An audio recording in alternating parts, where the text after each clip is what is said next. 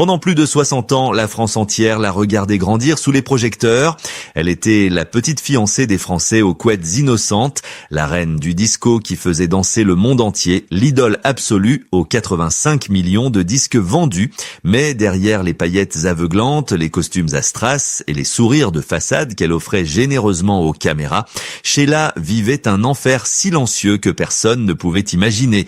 Aujourd'hui, à l'aube de ses 80 ans, l'icône a décidé de briser l'armure qui l'a protégée pendant tant d'années. Fini le silence et fini la politesse excessive qui l'a trop souvent bâillonnée.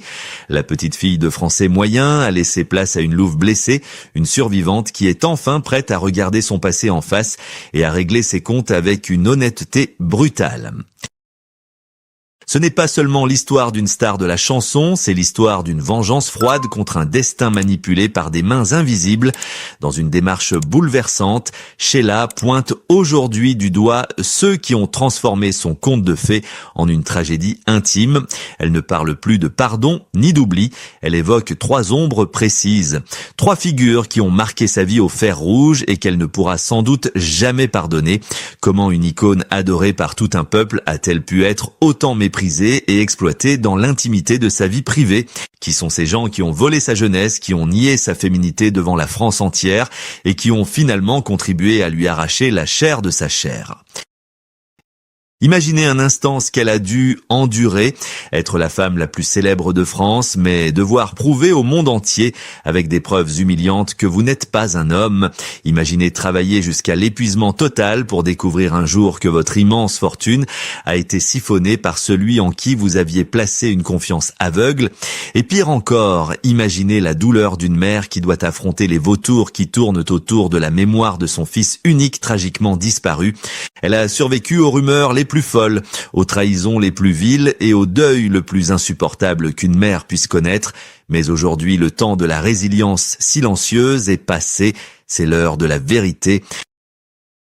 Attention, car ce que vous allez entendre dépasse les simples rumeurs de tabloïds que vous connaissez peut-être déjà. Nous allons plonger ensemble dans les archives secrètes d'une vie volée pour comprendre comment la gloire peut devenir une prison dorée. Restez avec nous, car pour comprendre la douleur actuelle de Sheila, il faut d'abord oser regarder le visage de ceux qui l'ont blessée. Mais avant de dévoiler cette liste noire et de nommer ces cicatrices indélébiles, il faut revenir au tout début de l'histoire. Là où le piège s'est refermé pour la première fois sur une adolescente innocente qui ne rêvait que de chanter, sans savoir qu'elle allait signer un pacte avec le diable. Pour comprendre l'ampleur du drame qui se joue en coulisses, il faut d'abord mesurer la hauteur du piédestal sur lequel la France a placé Sheila. Tout commence véritablement en 1963 dans une France qui a soif de légèreté et de jeunesse. Une voix retentit sur les ondes et c'est une déferlante immédiate. Avec le titre « L'école est finie », ce n'est pas seulement un succès musical, c'est un hymne générationnel qui s'empare du pays. En quelques semaines, une adolescente timide en jupe écossaise et aux couettes sagement nouées devient le visage de toute une jeunesse. Elle incarne la fille idéale, celle que les garçons rêvent d'épouser et que les parents rêvent d'avoir. C'est la naissance d'un mythe soigneusement orchestré.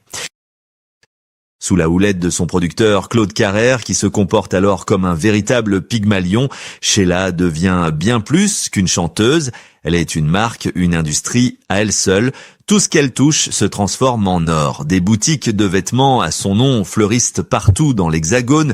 Des poupées à son effigie s'arrachent dans les magasins et chaque apparition télévisée paralyse la France devant son petit écran. Elle enchaîne les tubes à une vitesse vertigineuse comme Vous les copains ou plus tard Les Rois Mages. Elle est omniprésente, rassurante et solaire. Elle est la petite fiancée des Français, un titre honorifique qui, sans qu'elle le sache encore, deviendra sa plus lourde chaîne. Mais le génie de Sheila ne s'arrête pas aux années yéyé. Contrairement à beaucoup d'autres idoles de cette époque qui ont sombré dans l'oubli, elle a su se réinventer avec une audace incroyable. À la fin des années 70, elle opère une métamorphose spectaculaire en devenant une reine du disco mondialement reconnue. Avec le titre Spacer produit par le groupe américain Chic, elle prouve à ses détracteurs qu'elle est une véritable artiste capable de conquérir les dance floors de New York à Tokyo. À cet instant précis, elle est au sommet du monde. Elle danse, elle brille, elle est adulée par des millions de fans qui voient en elle une déesse promesse intouchable. Chaque concert est une communion, chaque disque est une promesse de bonheur pour un public qui l'aime inconditionnellement.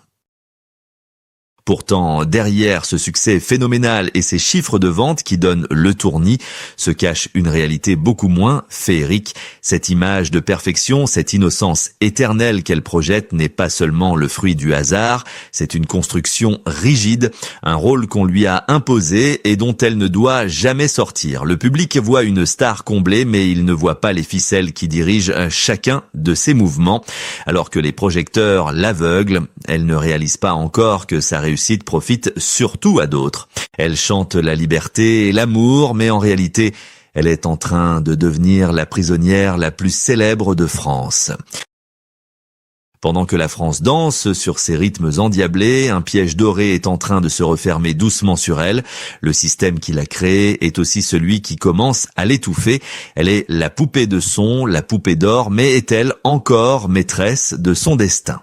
Alors que les années 80 approchent, les sourires sur les photos commencent à cacher une lassitude profonde et une vérité inquiétante que personne ne veut voir. Car la gloire a un prix et pour Sheila, l'addition s'apprête à être présentée de la manière la plus cruelle qui soit. Alors que le public voit en Sheila une princesse des temps modernes couverte de gloire, la réalité en coulisses est celle d'une exploitation impitoyable qui frôle l'esclavage moderne. Le premier nom sur la liste noire de Sheila, celui qui hante encore ses nuits blanches, est Claude Carrère. Cet homme que tout le métier présentait comme son protecteur était en réalité le geôlier de sa prison dorée. Imaginez la violence psychologique d'une telle situation. Pendant que Sheila générait des millions de francs et bâtissait à elle seule un empire financier, elle n'était traitée que comme une simple salariée.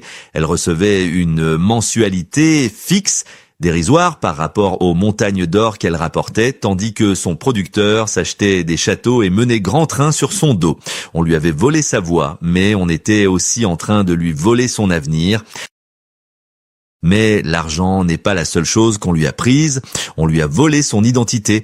Carrère l'a enfermée dans ce personnage d'éternelle adolescente aux couettes, lui interdisant de grandir, de mûrir, d'être simplement une femme. À 20 ans passés, elle devait encore jouer à la petite fille sage pour satisfaire un plan marketing cynique.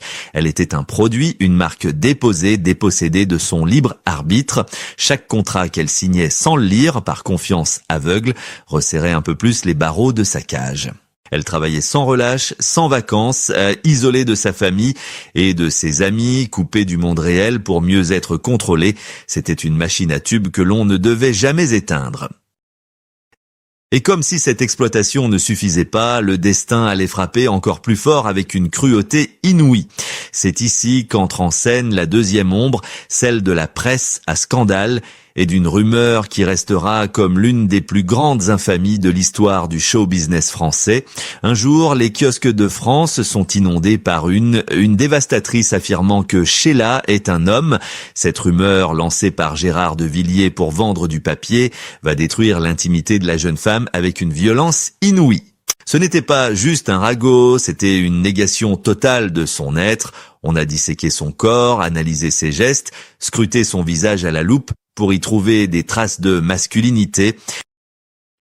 La blessure est si profonde, l'humiliation si totale que Sheila va devoir commettre l'impensable pour faire taire les mauvaises langues. Lorsqu'elle tombe enceinte de son fils Ludovic, ce qui devrait être le moment le plus sacré et le plus intime de sa vie de femme devient une preuve à fournir au tribunal de l'opinion publique. Elle se retrouve contrainte de laisser des caméras entrer dans la salle d'accouchement. Elle doit se faire filmer en train de donner la vie, exposer sa chair et son sang, juste pour prouver qu'elle est bien une femme. Quel autre artiste a dû subir une telle violation de son intimité? C'est une cicatrice qui ne se referme jamais vraiment. À ce moment-là, Sheila comprend qu'elle est seule contre tous. L'industrie qui l'a créée ne la protège pas, elle la dévore. Le public qui l'adule est aussi celui qui achète les journaux qui la salissent. Elle est riche de succès, mais pauvre d'humanité autour d'elle. Elle sourit encore sur les plateaux télé, mais à l'intérieur, quelque chose s'est brisé à jamais. Elle a compris que dans ce métier, on ne vous pardonne pas d'être heureux et que chaque parcelle de votre vie doit être payée au prix fort, mais le pire restait à venir.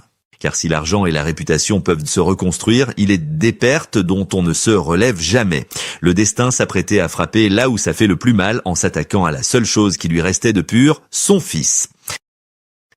Si les trahisons financières et les rumeurs sordides étaient des blessures graves, ce qui arrive le 7 juillet 2017 est un coup de poignard en plein cœur qui ne cicatrisera jamais. Ce jour-là, le téléphone sonne pour annoncer l'impensable. Ludovic, son fils unique, sa raison de vivre, son Ludo, est mort à l'âge de 42 ans.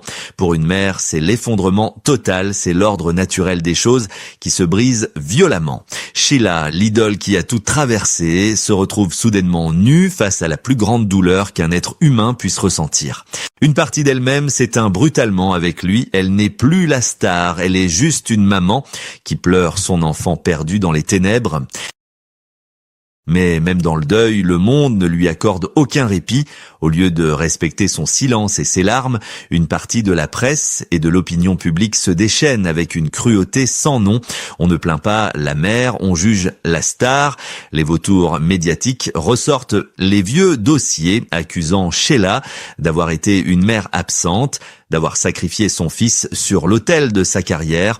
On murmure que c'est la rançon de la gloire, que le mal-être de Ludovic était la faute de cette célébrité trop lourde à porter. C'est une seconde mise à mort. Non seulement elle a perdu son fils, mais on essaye de lui voler sa mémoire et de la culpabiliser pour sa disparition. Pourtant, la vérité est bien plus sombre et plus complexe que ces jugements hâtifs. Ludovic n'est pas tombé tout seul, il a été entraîné vers le fond par des fréquentations toxiques, par ses amis de la nuit qui profitent de la faiblesse des fils d'eux pour briller. C'est ici que se dessine la troisième ombre de cette tragédie. Sheila sait que son fils était fragile, mais elle sait aussi qu'il était entouré de personnes qui, au lieu de lui tendre la main, lui ont tendu les moyens de se détruire. Des profiteurs qui ont vampirisé son énergie et son argent et qui, comble de l'horreur, ont couru sur les plateaux de télévision dès le lendemain de sa mort pour raconter des détails sordides et se faire mousser devant les caméras. Sheila se retrouve seule face à ce spectacle indécent. Elle voit ceux qui ont précipité la chute de son fils jouer les veuves éplorées. La colère se mêle alors à la douleur. Elle comprend que son fils a été victime de ce même système qui a failli la broyer elle aussi. La drogue, les excès, la quête désespérée de reconnaissance, tout cela a été alimenté par un entourage néfaste qu'elle n'a jamais pu éloigner. Elle est dévastée, à genoux, et beaucoup pensent que c'est la fin de Sheila, qu'elle va se retirer, disparaître, s'éteindre de chagrin dans sa maison de Lyon, mais ils sous-estiment la force de cette femme. Ils ont oublié qu'elle est une survivante. Au milieu des cendres de sa vie, une petite flamme de révolte commence à se rallumer. Elle ne laissera pas le mensonge triompher. Elle ne laissera pas l'histoire de son fils être écrite par ceux qui l'ont conduit à sa perte. Le chagrin est immense, mais la soif de justice l'est tout autant. Le temps des larmes va bientôt laisser place au temps de la parole, et cette parole, quand elle va se libérer, va faire trembler les murs du silence. Il aura fallu attendre l'hiver de sa vie pour que Sheila ose enfin briser les chaînes invisibles qui l'entravaient depuis l'adolescence. C'est une métamorphose saisissante. La petite fille sage a disparu pour laisser place à une guerrière qui n'a plus rien à perdre. Dans une série d'interviews choc et à travers les pages de son livre Confession, elle décide de régler ses comptes publiquement. Ce n'est pas un caprice de star, c'est un acte de survie nécessaire. Elle se tient droite, le regard fier, et elle commence à nommer les coupables un par un, brisant l'omerta qui règne dans ce milieu feutré. Le premier coup est porté contre le système Carrère. Avec une précision chirurgicale, elle dévoile les coulisses de ce qu'elle appelle désormais son exploitation. Elle raconte les contrats iniques, les pourcentages volés et cette infantilisation forcée qui a duré des décennies. Elle a eu le courage inouï d'attaquer son ancien producteur en justice, une démarche rarissime à l'époque pour une artiste de sa trempe. Elle a récupéré sa liberté artistique et financière, prouvant qu'on ne pouvait pas posséder indéfiniment son âme. Elle a montré à toute une génération d'artistes qu'il était possible de dire non, même aux plus puissants des créateurs de stars.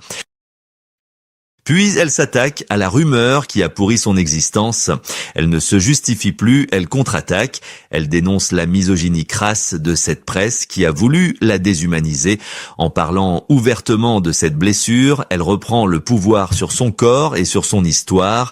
Elle force ceux qui ont ri de cette blague cruelle à avoir honte. Elle affirme sa féminité non plus comme une preuve à fournir, mais comme une victoire éclatante sur la bêtise humaine. Elle est une femme, une mère, une grand-mère et personne ne peut plus lui dicter qui elle est. Enfin, le combat le plus douloureux mais le plus noble est celui qu'elle mène pour la mémoire de Ludovic, refusant que son fils soit réduit à ses addictions ou au titre racoleur des journaux. Elle engage une guerre judiciaire contre ceux qu'elle considère comme les responsables moraux de sa déchéance. Elle attaque en diffamation ceux qui salissent l'image de son enfant ou qui tentent de monnayer ses derniers instants. Devant les tribunaux et les caméras, elle n'est plus la chanteuse yéyé. Elle est une mère lionne qui protège son petit par-delà la mort. Elle pointe du doigt l'hypocrisie de cet entourage toxique qui a fourni les armes de l'autodestruction à son fils. Ce moment de vérité est une libération. Le public découvre une femme d'une intelligence et d'une résilience exceptionnelles. Les moqueries cessent pour laisser place au respect. En osant dire « je ne pardonne pas », Sheila ne s'enferme pas dans la haine, elle se libère du poids du silence. Elle reprend le contrôle de la narration de sa propre vie. Elle prouve qu'on peut avoir été une poupée fabriquée et devenir une femme libre qui tient son destin entre ses mains. Sa voix, autrefois utilisée pour chanter des mélodies légères, devient soudain une arme redoutable contre l'injustice. L'histoire de Sheila n'est pas seulement le récit tourmenté d'une icône de la chanson française, elle est le miroir déformant d'une industrie qui a trop longtemps broyé ses enfants pour en faire de l'or. Son parcours est un avertissement brutal sur le coût exorbitant de la célébrité. Derrière chaque sourire affiché sur papier glacé, derrière chaque disque d'or accroché au mur, il y a souvent une solitude immense et des sacrifices que le public ne soupçonne pas. Sheila incarne la résilience de tous ces artistes qui ont été traités comme des produits de consommation jetables plutôt que comme des êtres humains dotés d'une âme et d'une sensibilité. En brisant le silence à l'automne de sa vie, elle nous force à nous poser des questions dérangeantes sur notre propre responsabilité en tant que spectateur. S'est-on déjà demandé ce qu'il restait de l'humain une fois que les projecteurs s'éteignent ? Sommes-nous prêts à écouter la souffrance de nos idoles avant qu'il ne soit trop tard ? Ou préférons-nous le confort de leur sourire factice ? L'industrie du spectacle est une machine à rêve, mais pour Sheila et tant d'autres, elle a aussi été une machine à briser. Son combat nous rappelle que la gloire ne protège de rien, ni de la douleur, ni de la méchanceté, ni de la mort. Aujourd'hui, Sheila est toujours là, debout, digne, portant ses cicatrices comme des médailles de guerre. Elle a survécu à ses producteurs, à ses détracteurs et à la plus grande tragédie de sa vie.